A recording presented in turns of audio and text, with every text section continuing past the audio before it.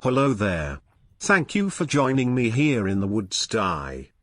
Full disclosure, there is no wood turning in this video, so the die-hard sawdust junkies have my humble apologies. Today's Father's Day. Typically it's a good day to spend time with the fathers in your life. These interesting times get in the way of that. ZW took a break from making sawdust and took the family to a secluded beach for the day. ZW couldn't bring his father along on this adventure in person, so this is the next best thing.